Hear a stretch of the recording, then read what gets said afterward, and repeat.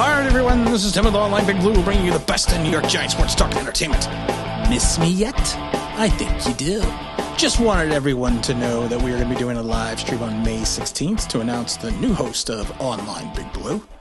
And that will be May 16th is a Sunday. It'll be 12 p.m. Eastern Standard Time. Also, I wanted to kind of just plug the new podcast, All Nonsense Sports. And what I'm going to do is I'm going to play the first 10 minutes of the podcast because it's all related to the Giants. And if you get an opportunity, go check us out. We're on iTunes, Spotify, every place else you can possibly think of. But like I said, we're just going to play the first 10 minutes of the episode because just to the Giant part. And if you're interested, again, please go check us out everywhere that you can find podcasts. But stay tuned for May 16th, the big live stream announcing the new host of Online Big Blue. And again, this is Tim with Online Big Blue, bringing you the best in New York Giant sports talk and entertainment. And as always, if you can you can subscribe. If you ring that bell, you know what that means. And here comes the new podcast, All Nonsense Sports. Who are these guys? It's my theme music. Every good hero should have some. And we know all good heroes need theme music. This is Tim from All Nonsense Sports. We're taking it a little big pun today. There's a lot going on in the world of sports, but we wanted to kind of just mellow out a little bit because we're going to go into a rant. We're going into a rage. We're going into everything you could possibly imagine, possibly think of. And again, this is Tim with All Nonsense Sports, talking all sports, talking all nonsense.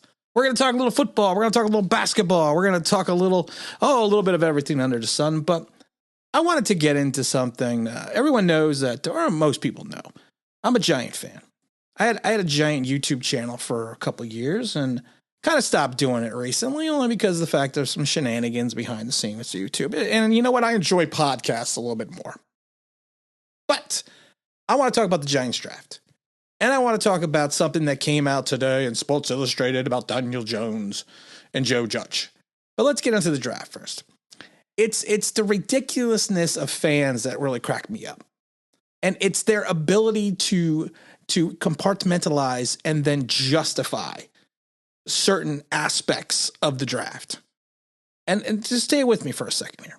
So the Giants were, of course, picking 11. They made the trade with the Bears to go down to 20.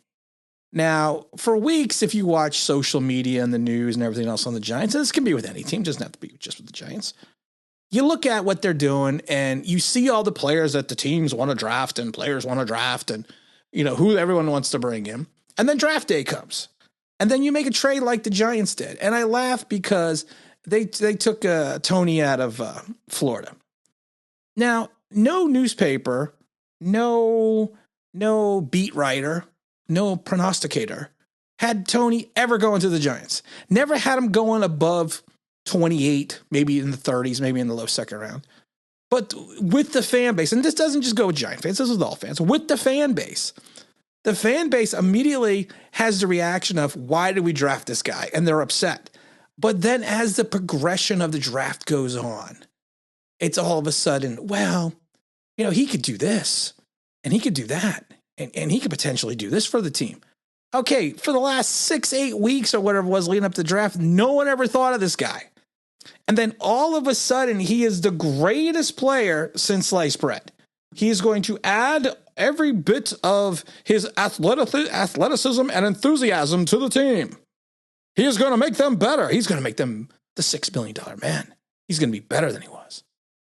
But no one's ever going to overlook the fact that no one talked about this guy for weeks. He was never even mentioned once. And now there's also the conspiracy theorists out there, and we're going to talk like a little football here with the Giants. There's the conspiracy theory itself that the Cowboys and the Eagles made the trade to screw the Giants so the Eagles could take Devontae Smith. And they did. Yes, the Cowboys did not get a draft haul, but the Eagles weren't moving up that far. They got enough for that pick. And, of course, they grab Devontae Smith, who the Giants were linked to most of the time. And then all of a sudden, the Giants trade out of the spot of 11 down to 20 with the Bears. And they turn around, and then the Cowboys, after the Bears take Justin Fields, the Cowboys then turn around and take Michael Parsons, who, of course, was also slated to go to the Giants. So immediately, there is a conspiracy. It was Joe Judge on the grassy knoll. There's a conspiracy here. No. The Eagles wanted a player. They made a trade. Yes, you barely ever see teams make trades within their division. Yes, that is very, very rare, especially two bitter division rivals. And yes, in some ways it screwed over the Giants or screwed over their draft plans. But then it turned out that it was just fine. Everyone got who they wanted because the Giants got Toney. So, we don't need anything else. It's like, oh my God, we got Toney. We have been waiting for Toney to come from Florida for all these years. He is the next Percy Harvin. I cannot believe that he fell into our laps. Yeah, said no Giant fan leading up to the draft at all. But we compartmentalize things as fans. And I don't see a problem with that. But I've said it a million times, don't pee down my leg and tell me it's raining. Because it ain't. I hope for Toney's sake, he's a good guy. He's a good player. He's a good wide receiver, hopefully. I don't see him being more than a third receiving option at best. But that's okay. He's going to be a punt returner. But it'll be all right. But like I said, it's just amazing to me how fans can compartmentalize things. And it's not just Giant fans, it's all fans. And I'm not picking on the Giants, but we're going to go one other thing, because I saw an article about Daniel Jones. And Daniel Jones, of course, was the Giants quarterback for the last couple of years, and he was hurt evidently during the season, to the fact that the coach, Joe Judge, came out and said, Daniel's the last guy that's going to use any excuses. What I would say about the injury last year is it was much more serious than people may have thought out on the outside. I would say 90% of the players in the league who would have had that injury, including quarterbacks, would have been on the IR for the remainder of the season. That's just a reality. It was much more severe than maybe he was allowed people to know, or the information that was put out there. Okay, here's the problem I have with that, Joe Judge. So you're telling me your franchise quarterback was more injured than it was led on to believe, and you let him play. And then you turn around and tell us this, that 90% of the people in the league would have been out on the injuries. Okay, so we did not go with the best available player because he was injured and you kept him in the game? That's not making me filled with confidence. Not making me filled with confidence at all with you, Joe Judge. And then you say let's say there's no excuses. Let's be honest about this guy. So there's no excuses. He didn't have a spring to work with in a new system. He didn't have any preseason games to get a field for the build of chemistry and teammates. We did the best we could in training camp, and ultimately it took a little more time to acclimate to the entire team, to the offense. There's no excuses, but we just gave you a bunch of excuses. I am a Giant fan, and some of these things dishearten me. And people will say, well, you're just negative. You're a negative Nancy or negative Nelly. No, I'm an honest Tim. You talk about not making excuses, then you make excuses.